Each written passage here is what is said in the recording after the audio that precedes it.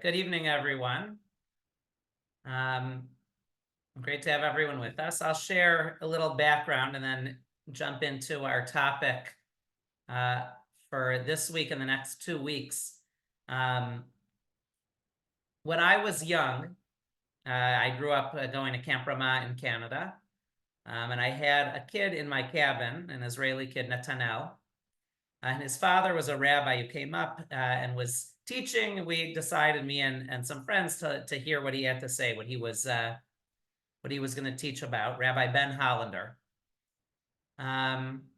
Sheila may know him. She's nodding her head. You're muted, so I don't. He's been at our synagogue years ago. Was he? Okay. Yeah.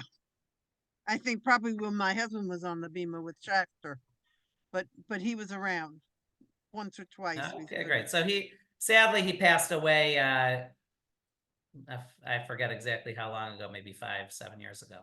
But his son was in my cabin growing up, and as high school kids, we learned with him.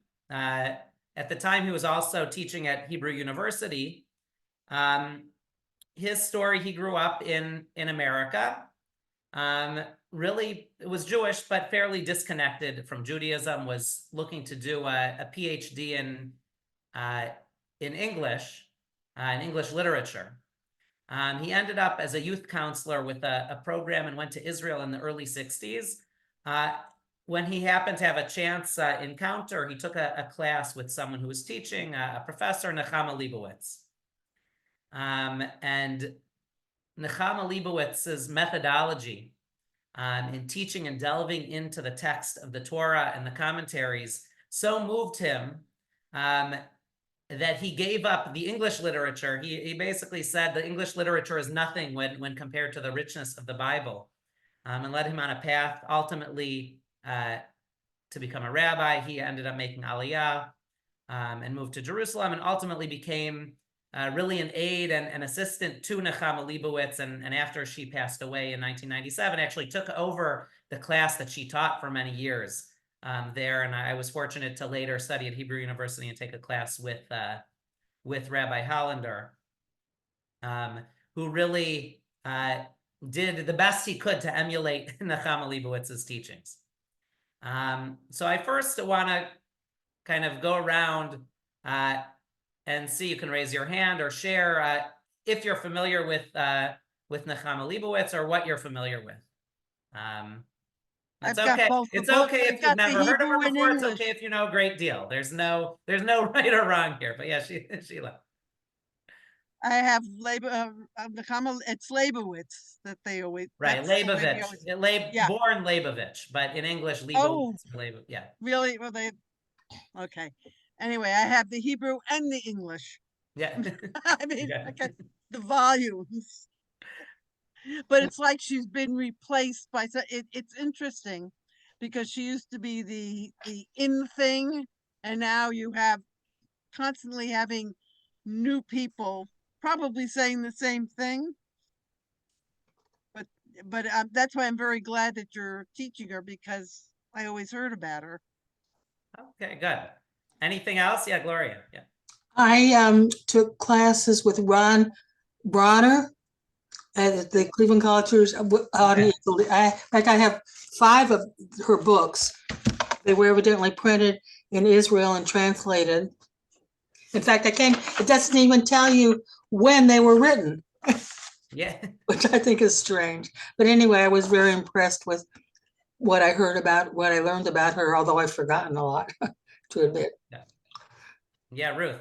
Her brother was also a scholar. Yes. Yeshayahu Leibovitz. Yes. Yeah.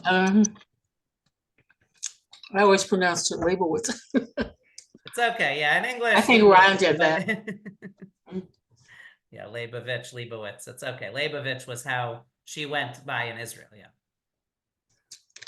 I identify with her. One time I went to services at Taylor Road Synagogue on a weeknight to say Kaddish for my father, and they had me sitting in the back through a little opening, and I picture her teaching that way.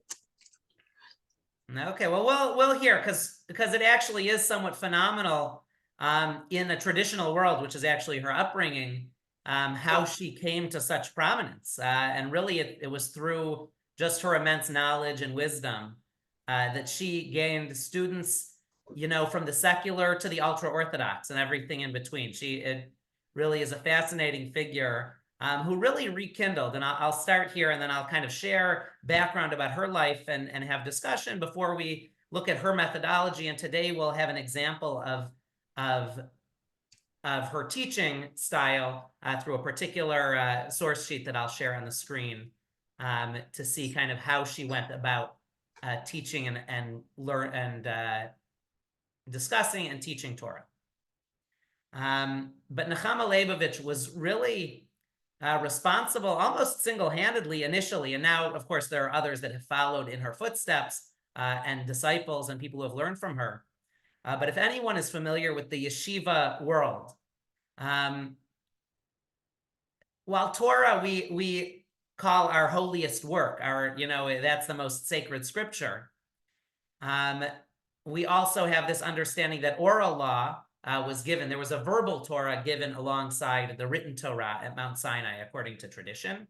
That oral law, many centuries later, was compiled and written down in the Mishnah and the Gemara, the Talmud.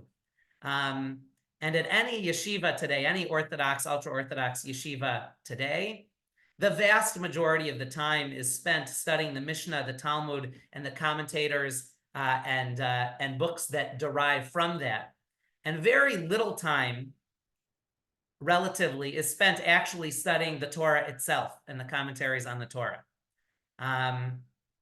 which is actually somewhat fascinating to think about when we always talk about the Torah as our most sacred scripture. Of course, from a traditional understanding, the Mishnah and the Talmud, the Shulchan Aruch, all of the later compendiums of Jewish law and commentary are all considered part of Torah. So the yeshiva world would say they're learning Torah, but the actual time spent on the 5 books of Moses is actually relatively minimal at most yeshivot, most yeshivas today. And that was certainly true when Nachama Liebowitz was born, 1905. She was born in Riga, Latvia. And she was born to an Orthodox family, to a very traditional family. And her older brother was, as Ruth mentioned, a great scholar and philosopher himself, ultimately became a great scholar and philosopher himself, Yeshayahu Liebowitz. The family moved first to Berlin in 1919. And Liebowitz was, demonstrated how brilliant she was at a young age, receiving a doctorate already in 1930 from the University of Marburg in Germany. Her thesis was already, this was her interest. Her thesis was Techniques in the Translations of German Jewish Biblical Translations.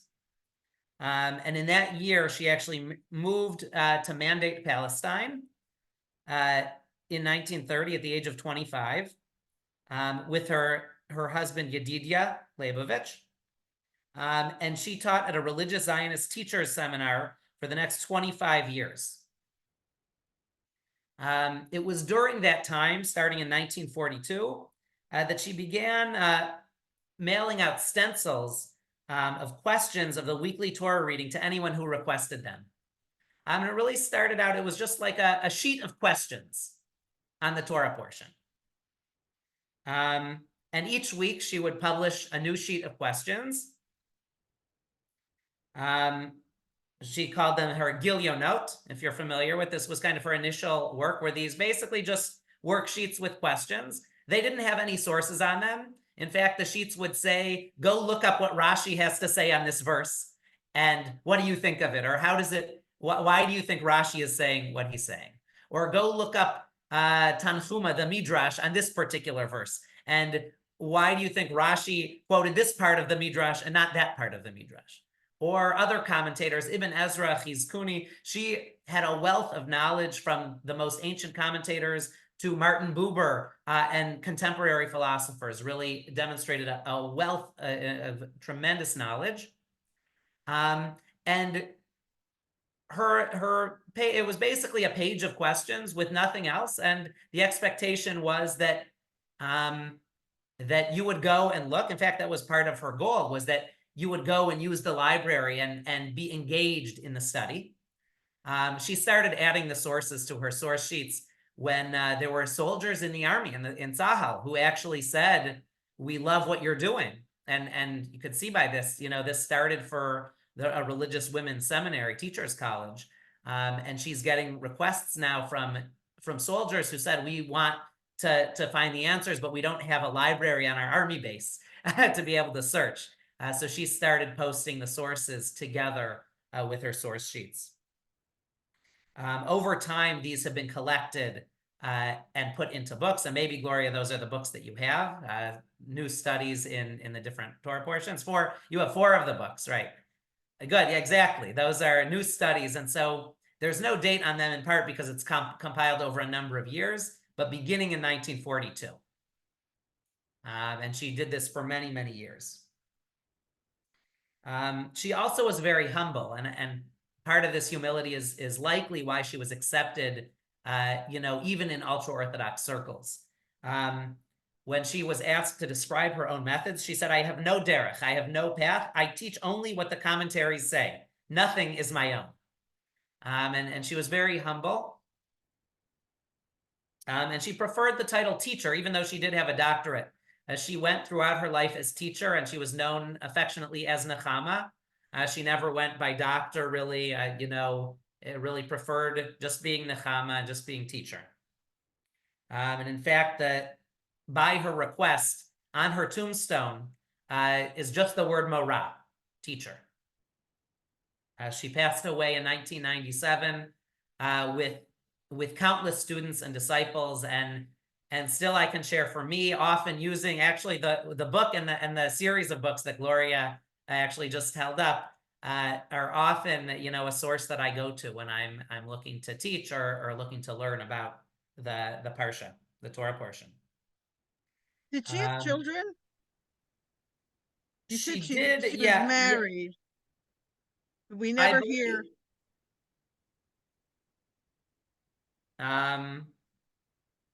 I need to look it up. Actually, it wasn't, I think she did, but let me check quickly. I'll share a picture here, but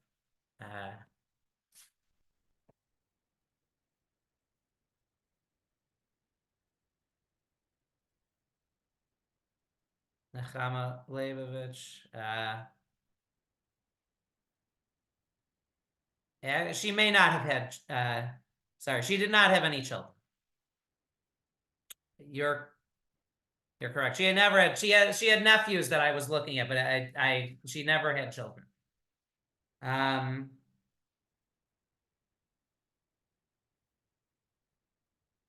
She was awarded, for the tremendous works and tremendous amount she gave to the field of Bible study. Was recognized in 1956. She was awarded the Israel Prize in Education, the Pras Yisrael. The Israel Prize really is the highest prize awarded by Israel in different fields for leadership. And this was given for her work in furthering understanding and appreciation of the Bible. And then in 1983, she was a recipient of the Bialik Prize for Jewish Thought, or a couple of the great prizes that she won, national prizes that she won for her work in furthering Bible study and furthering Jewish thought. I mentioned that she taught for 25 years at this teacher seminary, at which point she was offered a position and began lecturing at Tel Aviv University in 1957, becoming a full professor there 11 years later. She gave classes at the Hebrew University of Jerusalem, which is where my teacher, Ben Hollander, studied with her and ultimately took over her classes at Hebrew University for many years until he passed away somewhat recently. So she became known really across the country, and as I mentioned, had students, secular, secular to ultra-Orthodox, students in the army, really anyone that was interested in studying the Bible, and furthered, greatly increased the number of people interested in studying Bible through her work.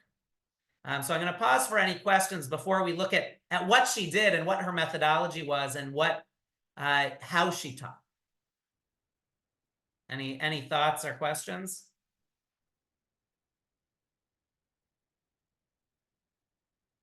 Okay.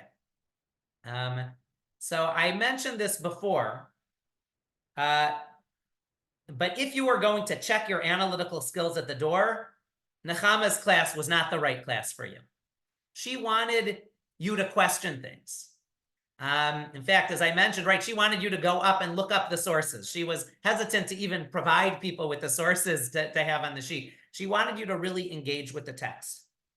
I want to kind of share four of kind of the most critical stages of the way Nachama Liebowitz taught. She looked at the Torah, but she wanted to understand the Torah through the lens of Jewish commentators and why they wrote what they wrote.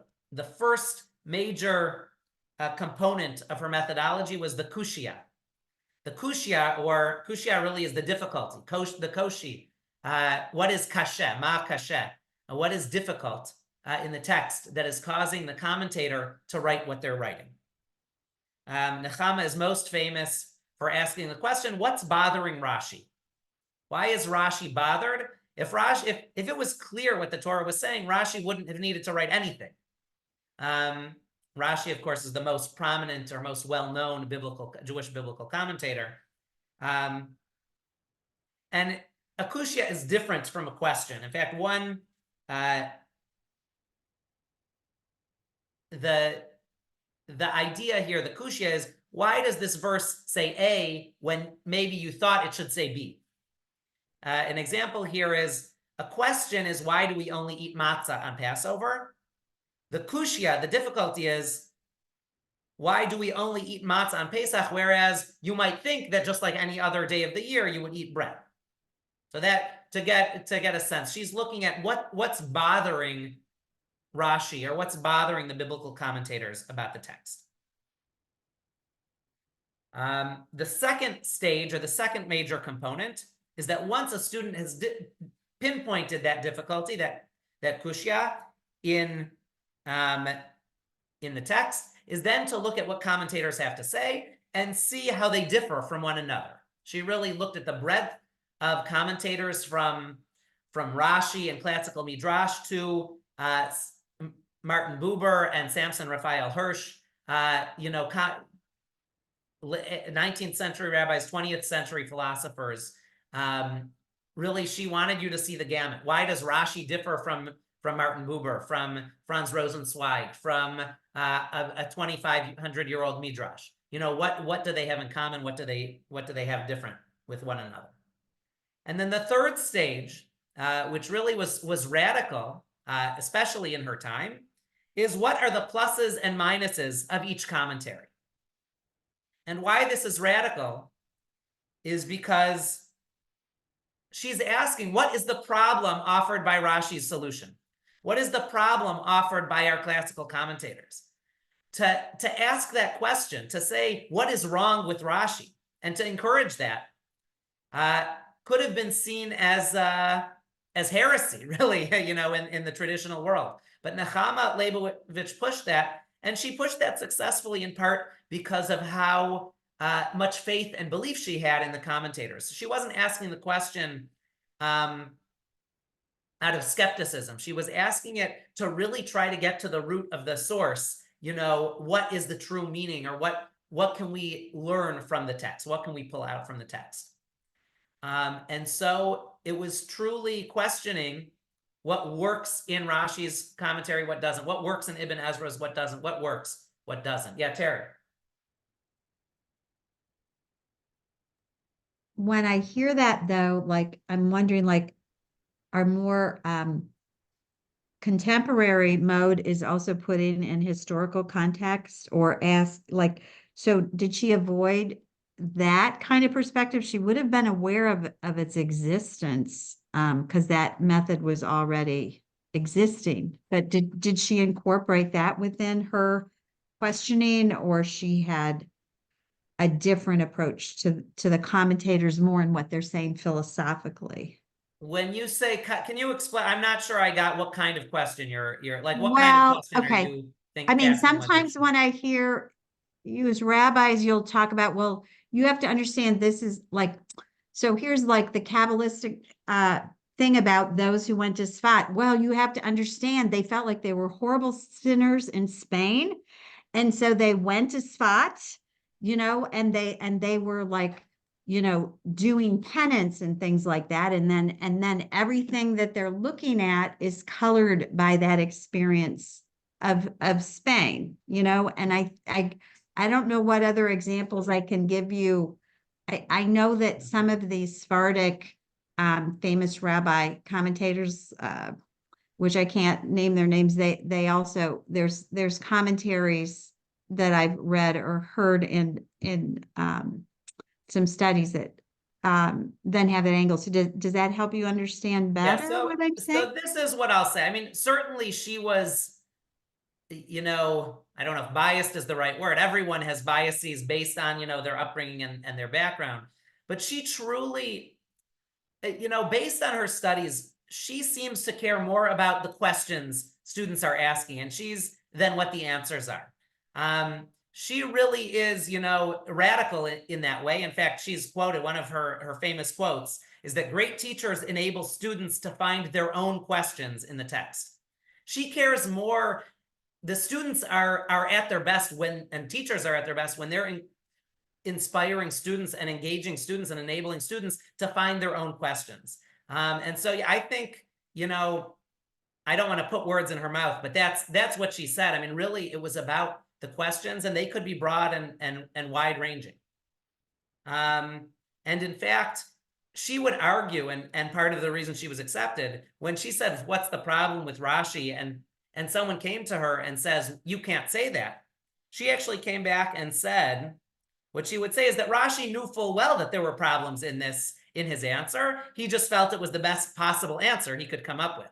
She gave credit to Rashi and all the commentators, saying, we're not knowing anything that they didn't. Whether that's true or not, we don't know. But she gave credit to the commentators for knowing everything that she was deriving, or that her students were deriving. I would argue that she brought a tremendous amount of new material into the field, but that was how she responded. So I can't speak definitively, but Terry, I do believe that she was open to different, modes of thought and questioning than being kind of in a narrow-minded box. Did she find new commentators that had not been popular?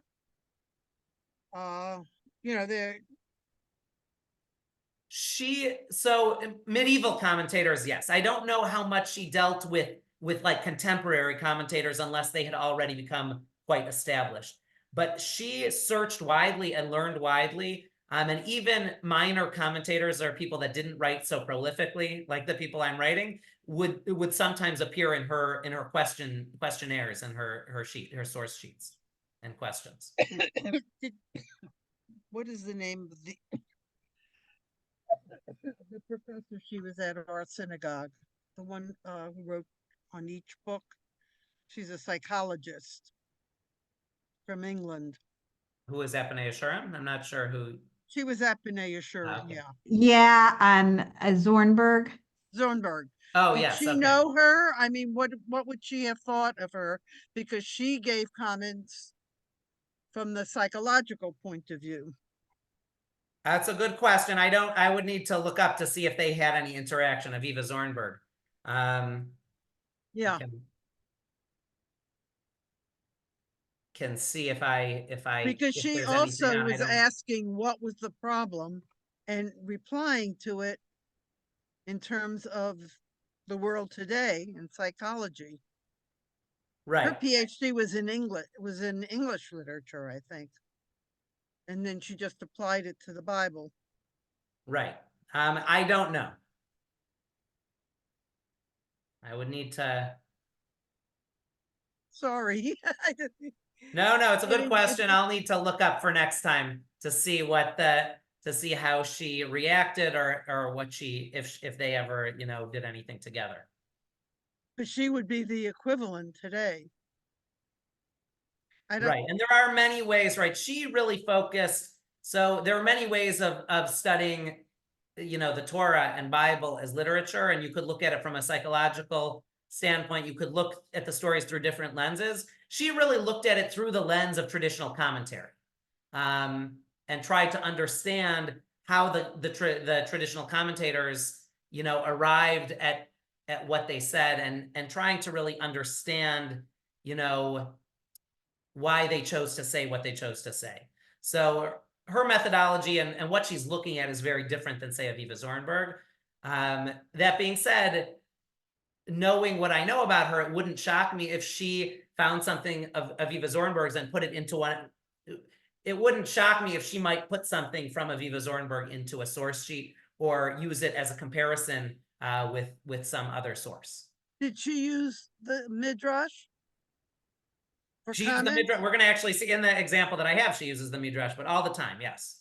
And in fact, it's part and parcel in many ways of the traditional rabbinic commentators. Much of what Rashi says is quoted directly from Midrash. And that will actually be the case here. But I'll just share the final question that really drives and kind of culminates the work of Nachama Liebowitz. We mentioned finding the kushya, finding the difficulty, comparing what the commentators have to say about that difficulty, asking what the pluses and minuses are of each commentator. And finally, and really the question that drives home, what her goals are, is that she would ask, what meaning, now that we have all of this greater, deeper understanding, what meaning does this biblical verse and commentary have for us? What insight do we gain for our own lives? And that's ultimately what she drives at through all of this process. So as Is she still popular today? she's still, she still is very popular today. And while she's not necessarily taught directly as much as she may have been in the past, the whole field of biblical scholarship and commentaries, couldn't exist even as it exists today without the work and everything she put into the field. Bible scholars, learn her and teach using, her methodology and her sources to an extent that it's hard to separate her, from the field of Bible study today even. So I would say, yes, she is still learned a lot. She's still there. She's taught a lot, but her materials and her source and her guidance is felt very much, even if she's not mentioned by name. Gloria, I guess we should save our books. Save the books. So in the Torah this week, in fact, the last number of weeks, we've been reading about the putting together the Mishkan, the tabernacle in the wilderness. And so I figured I'd take one of her source sheets, one of her Gilionot, her worksheets from this section. This one was from Vayakel, which we read last week, but it's part of a section on building the Mishkan, this portable tabernacle. And so I'm going to share here on the screen. Oh, sorry, I shared the wrong document. 1 second.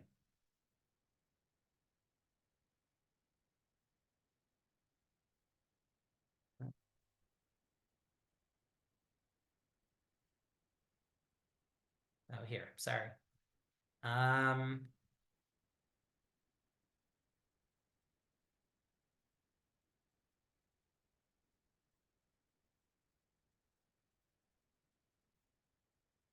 All right, is everyone able to see what's on the screen now? Not yet. Oh, there. And now it came up. Sorry, I'm not sure why it took so long, but okay. So the verse that we're looking at, and I'm going to read it I'll read it in Hebrew and English, because what ultimately we're going to be looking at is something that's not so clear in the Hebrew. So one of the elements of the Mishkan, of the tabernacle, was this laver of copper. A laver is like a basin of water, where people would wash their hands prior to entering into the tabernacle. And so it's talking about the artists, how they were guided to make this. He made the laver of copper and its stand of copper from the mirrors of the crowding women who crowded at the entrance of the tent of meeting. In Hebrew, Vaya'as et hakior nechoshet ve'et kano nechoshet b'mar'ot hatzovot asher tzav'u petach ohel moed. Maybe we'll turn. Are there any Hebrew speakers? Maybe I'm looking at Ruth. How you would translate these words that I bolded? Crowding women who crowded at the entrance of the tent of meeting.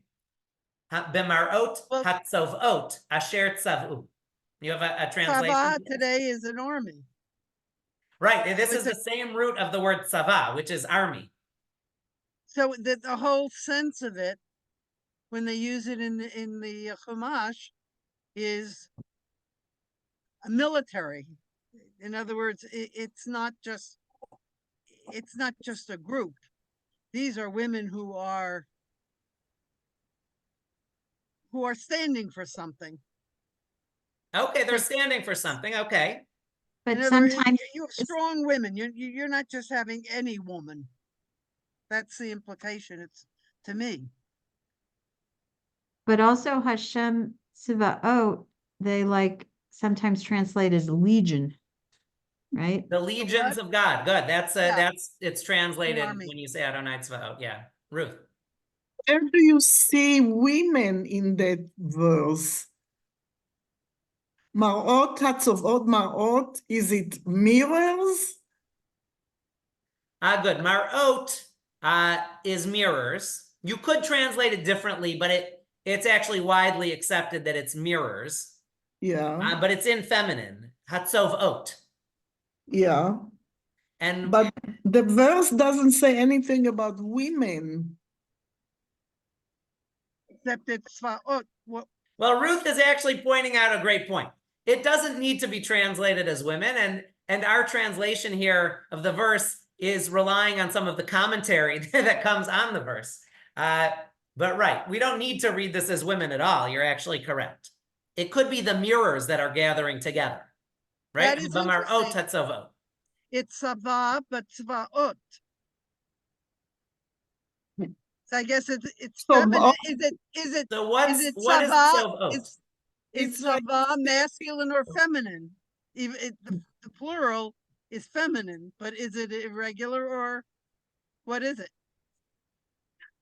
Tzovot is like standing there, like something like that. Well, that's nitzavim. That's I hear you. Nitzav. Isn't it some similar root? Well, it is a similar root. The point though for Terry, yeah. But in a way it's mirrors of the crowd. So yeah, you're kind of saying the reference or the noun subject of this is the mirrors that are making the laver, but then the other phrase is like indicating where did the mirrors come from. So it doesn't the crowding women interpretation is more just these are the mirrors that the women made, but you're saying it's probably a conclusion that they're jumping to in the translation. Well, And then is maybe. the phrasing that there are women, there are people standing at the opening to the tent. Okay, so I'm going to move forward. So there's there could be two things that are tzavot. I'm going to move forward, but I think this discussion here shows that there's some confusion and there's some difficulty in this verse. In fact, the translation, I think it was JPS that I changed it to crowded, actually translated from the women it translated this as the women who are performing tasks. But right, what is tzovot? What is first? We don't know what the word means, but it says the mirrors are tzovot, and something was tzavu petach ohel moed, right? So we're going to move forward because there is something that's not so clear here. We're going to see what Rashi has to say, and we can have some discussion on what Rashi says. But after we read it, I want you to think about the question: what difficulty does Rashi have with this verse that allows Rashi, or that prompts Rashi to write what he does? And actually, as I mentioned, in this particular case, he quotes from the Midrash for part of what he writes. Do we have anyone that wants to start reading? It's a longer piece, but we'll start in English. Is there anyone that wants to read? All right, I can read. Oh, Terry, do you want? And then I'll scroll down as we. Okay. From the mirrors of the women crowding. The Israelite women possessed mirrors of copper into which they used to look when they adorned themselves. Even these did they not hesitate to bring as a contribution towards the tabernacle. Now Moses was about to reject them since they were made to pander to their vanity, but the Holy One, blessed be he, said to him, accept them. These are dearer to me than all the other contributions, because through them the women reared those huge hosts in Egypt. And I bet that's Sibaot right there, right? Yeah. For Right. when their husbands were tired through the crushing labor, they used to bring them food and drink and induce them to eat. Then they would take the mirrors, and each gazed at herself in her mirror together with her husband, saying endearingly to him, see, I am handsomer than you. Thus they awakened their husband's affection and subsequently became the mothers of many children. As it is said, I awakened thy love under the apple tree, referring to the fields where the men worked. This is what it refers when it says miraot hatzibaot or hatzbot. And the mirrors of the women who reared the hosts. So then it's implying their children are referred to as hosts. Is that right? Well, this is Rashi's understanding, is that they're called marot tzovot because tzovot can mean legions, as actually Terry, you said, right? Adonai tzvaot, the God of legions. These are the mirrors of legions because through these mirrors, the women seduced their husbands and ended up with many children. So this is the mirrors are causing the legions. And then this very small note for Asher Tzavu, who came in crowds, it's because the women came in crowds to bring their contribution. The Hebrew is easier than the English. In this case. Maybe. Maybe the Hebrew would have been easier than the English. So what's happening here? So Rashi, so just to recap, the Hebrew is a little unclear. What does it mean, the mirrors that are tzovot, that have legions or that have hosts, that gathered in legions or hosts? And so Rashi comes to explain using the Midrash. From this story, he puts together, he pulls this entire story from the Midrash to explain these few words. So first, any thoughts on these few words? And then I want to turn to anyone who thinks they can guess what might be bothering Rashi about the original verse. Could it be the word tzava, that it's implication of army? It's a military. Okay, it could be. I want to preface, there's no that wrong would answers. be more modern. And actually, Nachama Liebowitz, in all of her classes, she gave people small sheets of paper to write their questions and their answers. She didn't want people to call out loud because she didn't want people that were more experienced to call the answers and not give others the chance to answer. So she really didn't call on people to actually give answers out loud. She went student by student to see what they said and encouraged them to think more deeply, but purposefully wanted everyone to get there on their own. Yeah, Eric. I have a side question. Yeah. Okay, so Tzibaot is in here. The word Tzibaot is in here, translated as hosts. That is a word that Sim Shalom does not translate. Okay, in the terms of Hashem Tzibaot. So, what's a host? Well, your question is part of why this verse is so challenging, but Some describe it as a god of legions, like a god that has a whole host of people and followers and servants.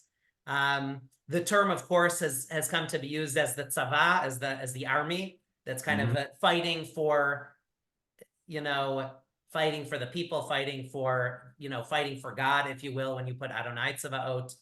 Tzava, I mentioned performing tasks was one translation I saw, was that they are performing deeds for God. Adonai Tzvaot has those that will perform the deeds for God. If anyone else has any thoughts on this word, the challenge of this word is actually why part of the difficulty of this text. But yeah. Doesn't Chabad do exactly say that?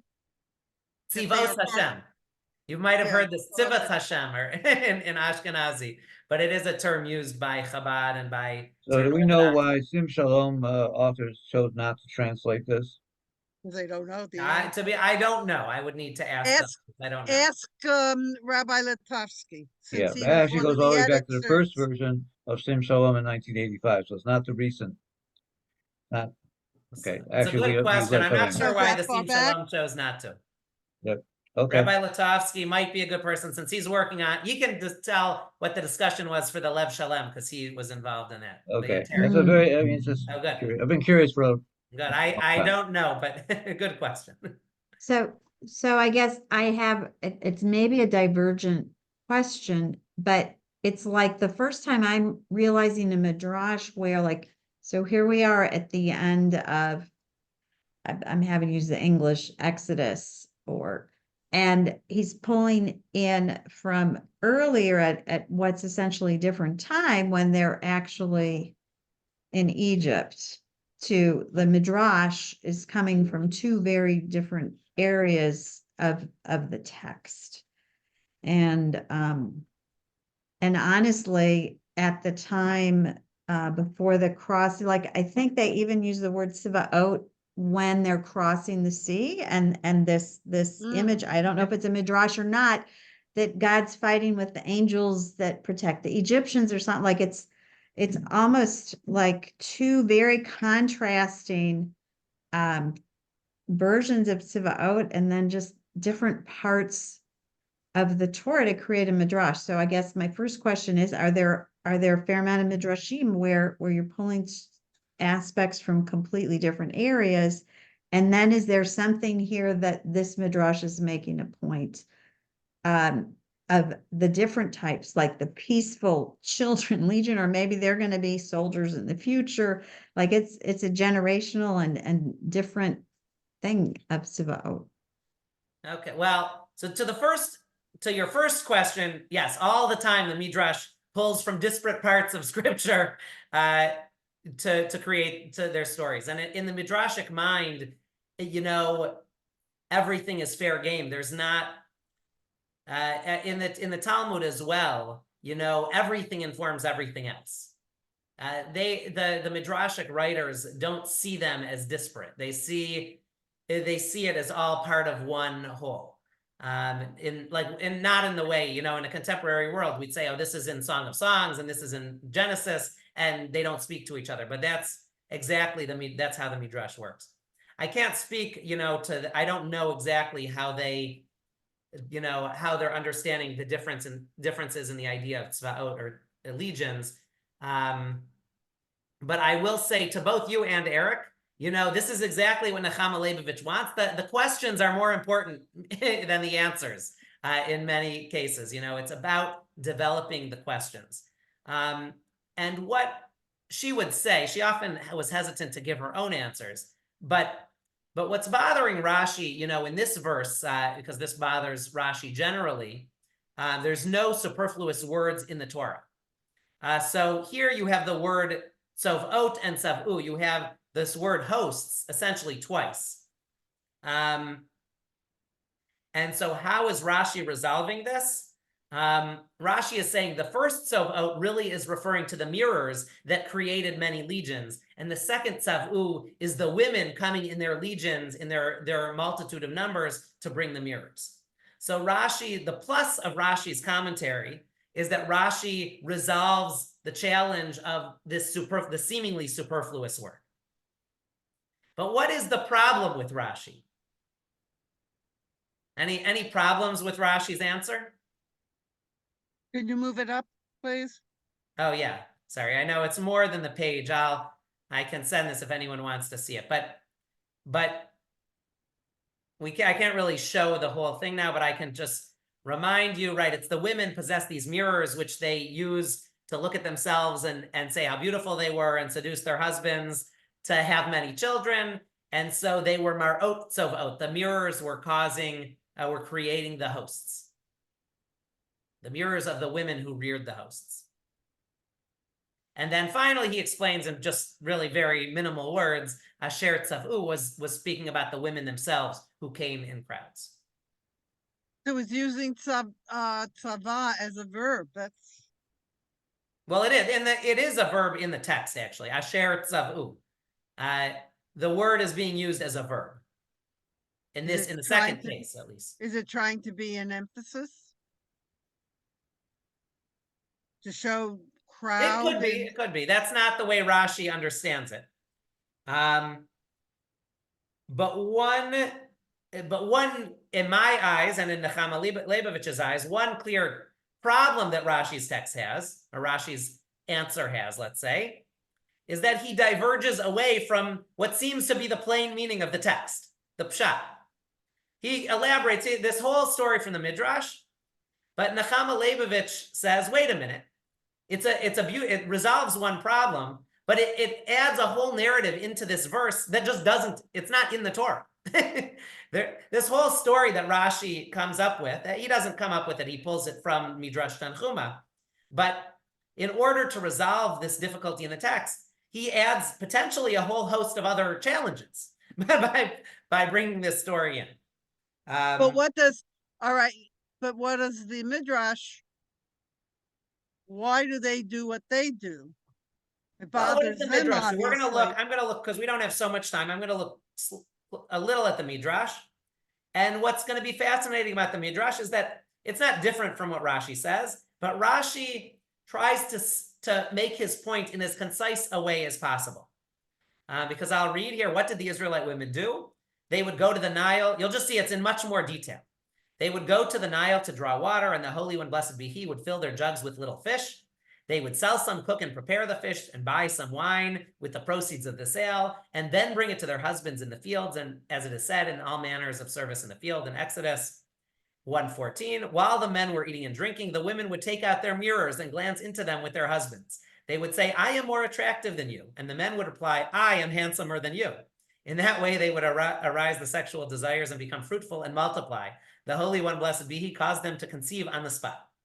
Our sages say they bore twins. Others say 6 were formed in a single womb, 12 were born. I'm going to jump over this. There was a contention about how many children they had every time they procreated. But we're going to jump here. It is also written that even while they were suffering hardship, they multiplied. They aroused their sexual desires. Despite the arduous labors they performed, they reared all the hosts that were to depart, as it is said. And I'm going to just jump here. When the Holy One, blessed be He, told Moses to build the tabernacle, all the Israelites brought their contributions. Some brought silver, others brought gold or copper or onyx stones or unset stones. They brought everything eagerly. And the women asked, what contribution can we make? So they brought their mirrors. And then when Moses saw them, he became angry with them. He said to the Israelites, take your canes and beat them on their shoulders. What purpose could these mirrors serve? But the Holy One, blessed be He, called out to Moses, Moses, do you mistreat them because of these? These very mirrors produced the hosts, this legion, all the people were produced because of these mirrors. Take them and make a basin of brass and its base for the priests, that they may sanctify the priests from it. It can be so holy that the priests use this water from these mirrors. So It sounds like Yes. all they're doing is trying to justify the role of women. I mean, this is like a positive for the role of women,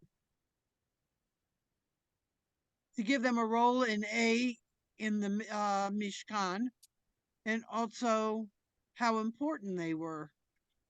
That if they didn't arouse their husbands, there wouldn't be any army of people. right. So good. It's a fascinating story in my mind. I want to jump back because we don't have that much time. The point of showing this, though, is not the story itself. But Nachama Liebowitz would say Rashi is aware of this difficulty, is aware that the story takes you away from the plain meaning of the text. And it's precisely why Rashi shortened this very long story into just a couple of verses, into just a few lines, just to prove his point. He didn't need to bring in the whole story. He summarized it in just the parts that were needed to demonstrate why the word sovot and savu, why there were two, why it appeared twice. So Rashi didn't need this entire story, although this entire story is the Midrash. Rashi recognizes in Nachama Leibovich's mind that the Midrash creates some problems too, and he wants to problematize it as little as possible. But now, does Rashi doesn't explain everything. Is this correct?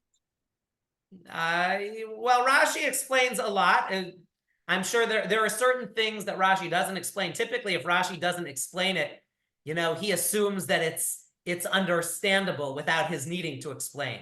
But I mean, whether it is or not is a separate question. But no, the question is, does Rashi go for his comments, for what to comment on? Does he go to all these Midrashim and Ibn Ezra and all these people to decide what to discuss? So interesting. So Ibn Ezra was born 50 years after Rashi. So he's not quote. Ibn Ezra might sometimes mention Rashi. Ramban might mention Rashi. Usually, I don't know of any instance where Rashi mentions anything other than the traditional Midrash, which he does a lot. But I can't think of a single instance where Rashi mentions Maimonides, for instance. It's possible it exists. Rashi did live after Maimonides, although they didn't live in the same region, so it's unclear how well Rashi might have known Maimonides. Maimonides was also not accepted, in Ashkenazi circles in his time or shortly thereafter. In fact, Maimonides' books were burned. So Rashi really doesn't quote other commentators of his generation or the generations around him. He will quote extensively from the Midrash. No, but my question is, Rashi is bothered by certain things, but are the only things that he's bothered by things that does he use the Midrash Tanchuma, which may have come later, but all these Midrashim to explain things that he sees a problem with. And if there's no Midrash on it, he just doesn't deal with it. Yeah. So I understand. But Rashi often brings Midrash in to try to explain difficulties in the text. Not always. Sometimes he'll just say, this is what this word means. In fact, he also sometimes translates it into his native tongue, which is medieval or Old French, and says for his contemporary readers, this is what this word means. Rashi never makes up story. What I would say is Rashi never makes up tales like this, without, he brings in the Midrash for tales. If he's not using Midrash, he'll just kind of explain what he interprets the verse to mean. But it won't be an elaborate tale. One of the interesting things about his using French is that it is used as a source of finding out what was medieval French like. Yes, right. They actually go to Rashi to find out. No, it's a major source for French scholars today. Yeah. I want to wrap up here. Well, we'll look at Ibn Ezra and then we'll compare the two and what we get out of it. But Ibn Ezra, who I said was born 50 years after Rashi, interprets the verse as well. He also has a difficulty with it. And that did service is actually, that's actually a translation of this word tzovot. So tzovot is a challenging word and unclear. So it could be these legions that did service to God, or did service to someone. That's really what the notion of the word is. It says, Scripture states this word because it is the custom of all women to beautify themselves. They look at their faces in brass or glass mirrors every morning to arrange their head coverings upon their heads. These head coverings are mentioned in the book of Isaiah. The custom of Israel was the same as the Muslim practice unto this very day, and he lived in Muslim lands. He's saying they covered their heads the way the Muslims in his time did. Now there were in Israel women who served gods and removed themselves from the pleasures of this world. These women gave their mirrors as a free will offering because they had no need to beautify themselves. They rather came daily to the door of the tent of meeting to pray and to hear the words of the commandments. Scripture states they did service, tsavu, it's in the plural, because there were so many such women who gave their mirrors away because they were so pious, they didn't need the vanity of the mirrors. But then they wouldn't be able to, that would be against the Peru or Vu. They wouldn't, which they talked about before. In other words, they were not performing the same mitzvah. They were not trying to excite their husbands. According that is a difficulty I see in Ibn Ezra. Okay. Yeah, Terry? It seems like he's giving a really different answer that is more about why they gave it rather than why do they have it. Right. It's actually interesting. It's interesting that the beginning of the story is similar. They have the mirror. Everyone seems to agree they have these mirrors for vanity and to show how beautiful they are. But right, in Rashi's story, it's precisely because of the quote unquote vanity, let's say, that leads to these hosts, that Moses thought these mirrors were unwelcome because of their use, and God said, no, precisely the opposite. How holy are these mirrors? Because they led to procreation. And Ibn Ezra essentially says exactly the opposite. These women were so pure that they didn't need the mirrors and the vanity, and so they gave them as gifts to the temple, or to the Mishkan. So while a part of the story, why the mirrors exist, they actually share in common. Why the mirrors are given and how they're treated as a positive or a negative is almost exactly the opposite, which is quite fascinating. And I know we're just about out of time. So I just want to wrap up, what Nachama Liebowitz would do. She would give out small pieces of these 2-inch square papers. And she would ask you to jot down the differences, just like we talked about briefly, the differences between what Rashi said and what Ibn Ezra said. And so these are examples, but typically someone new to Nachama's approach might say, Rashi said that the women used their mirrors to attract their husbands, and Hashem praised them for that. Ibn Ezra said that the women gave their mirrors away because they did not need them. And someone who's a little more advanced, right, she might say that's a summary, but I really want to know the difference in as few words as possible. And so this is kind of a more advanced understanding. For Rashi, mirrors serve as a survivalist, life-giving purpose. For Ibn Ezra, mirrors evoke the triviality and vanity of their conventional use. Kind of in a very simplistic way, the mini table could have the heading, mirrors, Rashi thinks they're positive, Ibn Ezra thinks they're negative, right? But we learn from this pasuk that the assertiveness of the Israelite women was absolutely pivotal to the survival of the Jewish people. The positive role of marital life and the raising of crowds of children is clear from the commentaries and the Midrash. Finally, she wrote in this particular case,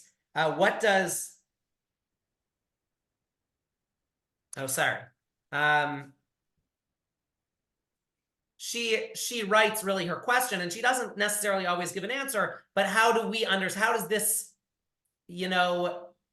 help our understanding today? What do we learn from this for today? So this, I'm going to wrap up here. This is kind of just a demonstration, looking at one particular text of her methodology, kind of pulling a verse, asking what's the difficulty for the commentators? What do they have to say? How do they differ from one another? And, what do we learn from it for ourselves today?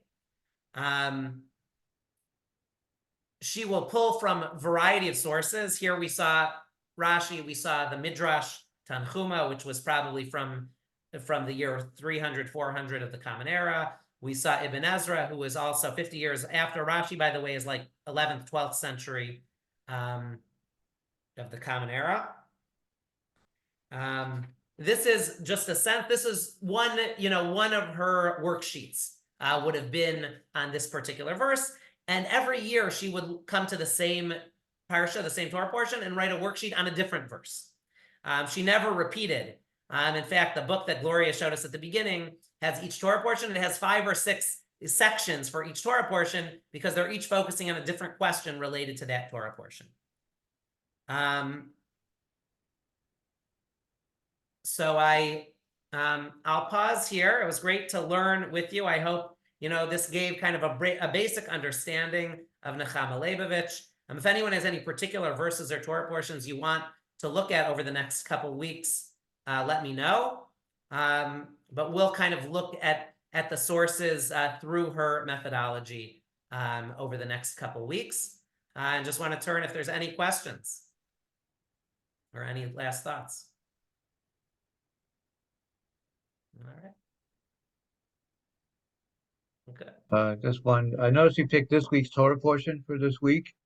I assume that was a coincidence. Well, I did it in part because this was what we were reading about now, but we don't need to the next couple. Okay, just wondered if that was the trend. Doesn't Okay. need to be for the parsha by any means. I did for this week as an example, but yeah. Okay. Yeah, Terry. So comment, I really appreciate, I know that I've opened up some of her books and like been totally lost, in terms of, and I think maybe I was seeing questions like, I'm going to be interested to try now again and see, because this framework, I think you do need to have a context when you approach her book. Right now, knowing these 4 things that are really the 4 questions might help in the reading the book. And she also actually has discussion questions for thought afterwards. That the studies and all of her works, she has very insightful questions. And really that's the heart of her work, are the questions that really cause one to think. But also maybe you think also a group having it's sometimes big enough questions that you need other people with you, kind of see, or can you think it's bad to do it all alone? That would be the question as a student. It's not bad to do it all alone, but I do think it can benefit to have a partner, to have a chavruta study, or have people to bounce ideas off of. It doesn't mean it can't be done alone. You could do it alone, but it either way could work. Well, thank you. It's great learning with everyone. Have a good evening, good night. Thank you. The next 2 weeks we'll meet here at 7:30 p.m. on Thursday. Okay.